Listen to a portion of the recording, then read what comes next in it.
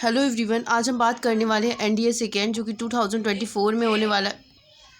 तो हम NDA second की बात करने वाले हैं। एनडीए फर्स्ट हमारा कंप्लीट हो चुका है। एनडीए सेकेंड जो कि 2024 में था, इसकी नोटिफिकेशन क्या होगी, एग्ज़ाम डेट क्या होगी, सिलेबस क्या होगा, एज क्या होगा, क्वालिफिकेशंस क्या होगी, कट ऑफ कहाँ कितनी जाएगी, यहाँ तक कि सैलरी आपकी कितनी होगी एंड परमिशंस वगैरह सारी डिटेल हम एक ही वीडियो पर डिस्कस करने वाले हैं। और आप इसकी तैयारी करने के लिए बहुत ज़्यादा टाइम है, क्योंकि सितंबर में इसका पेपर होता है। इसका जो सबसे बड़ा प्लस पॉइंट होता है आपका, वो ये होता है कि यहाँ पे एग्ज़ाम डेट और एग्ज़ाम फिल की डेट जो होती है वो कंफर्म होती है। ठीक है, तो हम इसके लिए थोड़ा पहले इंपॉर्टेंट डेट्स देख लेते हैं। तो यहाँ पे एप्लीकेशन स्टार्ट कब होंगे, हमारे एप्लीकेशन स्टार्ट होंगे 15 मई से 2024, 15 मई को स्टार्ट हो जाएंगे। और एप्लीकेशन एंड कब होंगे, तो एप्लीकेशन एंड डेट जो रहेगी 6 जून 2024 रहेगी। अच्छा खासा टाइम है, तो आप आराम से भर दीजिएगा। और स्टार्टिंग डेट में ही आप फॉर्म भरिए मेरे कहने के अकॉर्डिंग, क्योंकि जो लास्ट डेट होती है हम वेट करते रहते हैं लास्ट डेट में, और लास्ट डेट में कभी कभी हमारी जो वेबसाइट होती है वो क्रैश हो जाती है। एग्ज़ाम डेट मैंने जैसा कि आपको बताया कि 1 सितंबर है, जो कि हमारी फ़िक्स होती है। अब हम बात करते हैं एज लिमिट की। बहुत ज़्यादा कन्फ्यूज़न होता है बच्चों का कि एज लिमिट क्या होनी चाहिए। तो एज जो होनी चाहिए वो 16.5 से 19.5 होनी चाहिए। ठीक है, 2 जनवरी 2006 से लेकर 1 जनवरी 2009 तक के बीच में जितने भी बच्चे आ रहे हैं सब इसका फॉर्म फिल कर सकते हैं। ठीक है, एज के अकॉर्डिंग आपको कोई कन्फ्यूजन नहीं होना चाहिए। फाइनली यहाँ पर अब अगर इसकी एज लिमिट आपको एकदम समझ में आ गई होगी, अब हम बात करते हैं क्वालिफ़िकेशंस की। तो क्वालिफ़िकेशन की अगर हम बात करें, अगर आप एनडीए यहाँ पे हमारे पास पोस्ट विंग के वाइज पोस्ट होती है, कौन सी पोस्ट में आप जाना चाहते हैं उसके अकॉर्डिंग आपका सब्जेक्ट होगा। जैसे क्वालिफ़िकेशन यहाँ पे NDA male female army wing के लिए आपको 12th पास होना चाहिए। आप किसी भी स्ट्रीम से 12th पास आउट हैं, ठीक है, या फिर 12th अपेयरिंग। अगर आप 12th में अपेयरिंग है तो भी आप इसका एग्ज़ाम दे सकते हैं। ठीक है, बहुत सारे अपेयरिंग स्टूडेंट को ये डाउट होता है कि हम दे सकते हैं, नहीं तो वो लोग कन्फर्मली दे सकते हैं एनडीए का एग्ज़ाम। और यहाँ पर 10th +2 intermediate exam is any recognisation board, यानी कि जो भी आपके यहाँ बोर्ड है उससे आपको 12th बोर्ड पास आउट होना चाहिए या फिर अपेयरिंग होना चाहिए। ठीक है, इसके लिए आप सब कुछ अप्लाई कर सकते हैं। आप जियोग्राफी ब्रांच से आ रहे हैं, किसी भी ब्रांच से आ रहे हैं, आप इसके लिए एलिजिबल हैं। फिर बात करते हैं हम एनडीए मेल फीमेल नेवी और एयरफोर्स विंग के लिए। नेवी और एयरफोर्स विंग के लिए आपको 12th पास होना चाहिए, लेकिन पास कौन से होना चाहिए, ऑर्गेनाइज बोर्ड से फिजिक्स और मैथ आपका कंपलसरी है। ठीक है ना, नेवल अकेडमी जिसको हम एनए बोलते हैं, इसके लिए भी आपको 10th +2 की जो होना चाहिए क्राइटेरिया फुलफिल करना चाहिए, और आपको मैथ और फिजिक्स होना ही चाहिए दोनों के लिए। ठीक है, तो आपको इस अगर आर्मी विंग में आप जाना चाहते हैं तो कोई मैटर नहीं करता सब्जेक्ट, लेकिन आप नेवी और एयरफोर्स में अगर जाना चाहते हैं तो उसके लिए आपके मैथ और फिजिक्स को कंपलसरी रखा गया है। ठीक है, अगर हम बात करें इसके एग्ज़ाम पैटर्न की, तो जो हमारा एग्ज़ाम पैटर्न होता है वो सब्जेक्ट यहाँ पे मैथमेटिक्स होता है। मैथमेटिक्स जो आती है उसके लिए हम इसकी बुक की भी बात करेंगे, सिलेबस की भी बात करेंगे आगे चल के। तो यहाँ पे हमारे पास मैथमेटिक्स जो होता है उसमें 120 क्वेश्चन होते हैं। टोटल मार्क्स जो होते हैं 2.5 मार्क्स के मार्क्स होते हैं इसमें एक क्वेश्चन के। मैक्सिमम मार्क्स 300 होते हैं। और ड्यूरेशन जो होता है वो हमारे पास 2.5 घंटे का होता है। ठीक है ना, यानी कि 2 घंटे 30 मिनट। फिर जनरल एबिलिटी टेस्ट जिसमें हमारे पास इंग्लिश साइंस एंड जीके पूछा जाता है, इसमें 4 मार्क्स हमें मिलते हैं। मैक्सिमम मार्क्स जो होते हैं इसमें 600 मार्क्स का होता है। ठीक है ना, इसमें जो टाइम होता है वो 2.5 घंटे का होता है, यानी कि एक ही दिन में आपके दोनों पेपर होंगे। आपको टोटल 5 घंटे का टाइम होगा। यहाँ पे 900 मार्क्स का आपका क्वेश्चन होता है, 900 मार्क्स के टोटल आपका जो पेपर होता है वो होता है। अगर आप इस पेपर में पास होते हैं तो इसके बाद आपको एसएसबी के लिए बुलाया जाता है, जो कि 900 मार्क्स का होता है, और टोटल आपके 1800 मार्क्स के हिसाब से फिर आपकी जो मेरिट लिस्ट है वो होती है। टोटल जो क्वेश्चन होते हैं यहाँ पे वो 270 होते हैं। There is a negative marking, यहाँ पर 1/3 की नेगेटिव मार्किंग होती है। इसलिए आपको जो भी क्वेश्चन अटैम्प्ट करते हैं बहुत ज़्यादा संभल कर अटैम्प्ट करने। अब हम थोड़ा सा सिलेबस डिस्कस कर लेते हैं। आपको बेसिक आइडिया लग गया होगा, और आप आज से ही तैयारी करना स्टार्ट कर दीजिए, क्योंकि एनडीए आपको 12th के बाद सीधे एक ऑफिसर कैडर की जॉब प्रोवाइड कराता है।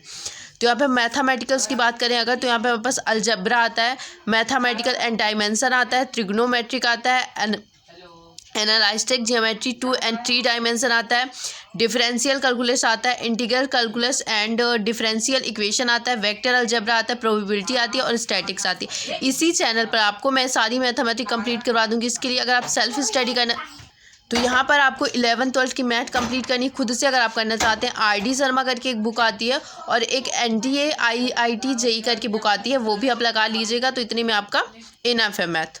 फिर अगर हम बात करें इंग्लिश के लिए, तो इंग्लिश के लिए टोटल जो यहाँ पे हमारे पास इसके पूरे 300 मार्क्स होते हैं और इसके जो होते हैं हमारे पास इंग्लिश के वो 200 मार्क्स होते हैं। ठीक है, यहाँ पे जो होते हैं 50 क्वेश्चन आते हैं। इंग्लिश के सिलेबस में हमें antonyms, synonyms and sentence improvement, comprehension और यहाँ पे देख सकते हैं आप लोग एरर करेक्शन वगैरह वो काफ़ी ज़्यादा आता है। रीडिंग कॉम्प्रीहेंशन, सेंटेंस अरेंजमेंट, ये सब इसमें पूछा जाता है। हमारा कितने 200 मार्क्स का होता है। अब इसके बाद आता है हमारा जर्नल एम्पलीट्यूड।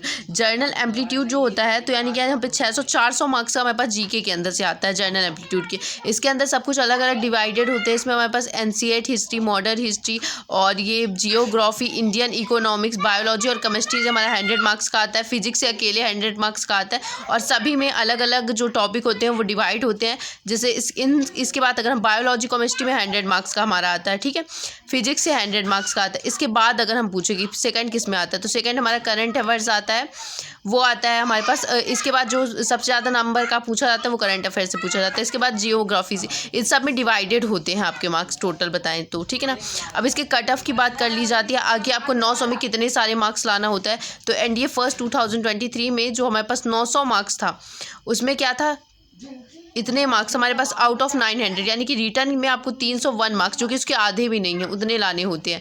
और इसमें 1800 में ये देखिए 600 मार्क्स टोटल जो आपके थे।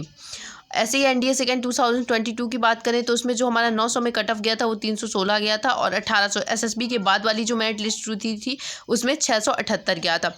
NDA फर्स्ट 2022 में हमारे पास 360 जो था वो कट ऑफ गया था और उसमें 700 गया था। ठीक है ना, ज़्यादा कट ऑफ नहीं जाता है, इसलिए आपको बहुत ज़्यादा परेशान नहीं होना, बस थोड़ा सा हार्ड वर्क तो करना ही होगा। ठीक है ना, अब हम बात कर लेते हैं SSB प्रोड्यूशियल क्या होता है हमारा प्रोसेस उसमें। तो यहाँ पे डे 1 में क्या होता है, हमारे पास 2 पेपर होते हैं, एक होता है OIR टेस्ट और एक होता है PDP। यहाँ पे आपको एक पिक्चर दिखाई जाती है जिसके हिसाब से आपको लिखना होता है। फिर फिजिकल टेस्ट जो डे 1 में एलिजिबल होता है वही डे 2, डे 3, डे 4, डे 5 को कंटिन्यू करता है, वरना उसे वापस भेज दिया जाता है। तो पहले आप रिटर्न क्वालिफाई करिए SSB का, फिर बाद में देखेंगे।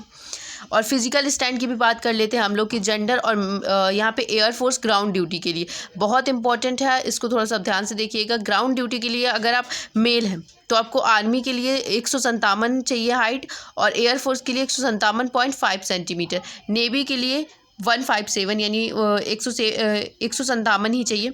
अगर आप फीमेल हैं तो आपको आर्मी के लिए 152 चाहिए, एयरफोर्स के लिए भी ग्राउंड ड्यूटी के लिए 152 चल जाएगा और नेवी के लिए भी 152। इन तीनों में सेम ही क्राइटेरिया रखा गया है। अब हम बात करते हैं physical stand for air force flying. जो मैंने पहले बात की वो थे हमारा ग्राउंड ड्यूटी के लिए, और अब जो हम बात करने वाले हैं वो है हमारे किसके लिए, फ्लाइंग ब्रांच के लिए। तो यहाँ पर मेल और फीमेल की जो हाइट है वो समथिंग सेम ही रखी गई है। यहाँ पर हाइट जो है 162 सेंटीमीटर है, 162 सेंटीमीटर सेम, कोई अंतर नहीं है इसमें। स्टिंग हाइट जो होनी चाहिए यानी कि आपके बैठने के बाद जो हाइट होनी चाहिए वो होनी चाहिए 81.5 से लेकर 96.0 सेंटीमीटर तक, ये भी दोनों के लिए सेम है। लेग की हाइट जो होनी चाहिए आपकी, ठीक है, वो इतनी होनी चाहिए। और थाई यानी कि आपके घुटनों की जो हाइट होनी चाहिए ये कंफर्म है, और ये बिल्कुल आपको क्राइटेरिया फुलफिल करना होगा अगर आप एयर फोर्स विंग में जाना चाहते हैं तो। अब थोड़ा सा सैलरी स्ट्रक्चर की बात कर लेते हैं, ठीक है ना। तो यहाँ पे हमारे पास बेसिक पे जो आपको सबसे पहले किया जाता है, ट्रेनिंग पीरियड के दौरान भी आपको जो पे किया जाता है वो किया जाता है आपको 56,000 से लेकर 1,77,500 तक, ठीक है। ये बहुत ज़्यादा जो सैलरी है वो अच्छी ठीक ठाक सैलरी होती है, क्योंकि आप ऑफिसर कैडर में सीधे एंट्री लेते हैं 12th के बाद। इसको बोलते हैं डेंजरस अलाउंसमेंट MSP। यहाँ पे आप देख सकते हैं सारी सर्विस होती है, तो जो आपकी सैलरी है वो लाखों में जाकर मर्ज करती है, आप लोग देख सकते हैं यहाँ पे, ठीक है। अगर अभी भी कोई डाउट रहेगा तो आप मेरे से पूछ सकते हैं।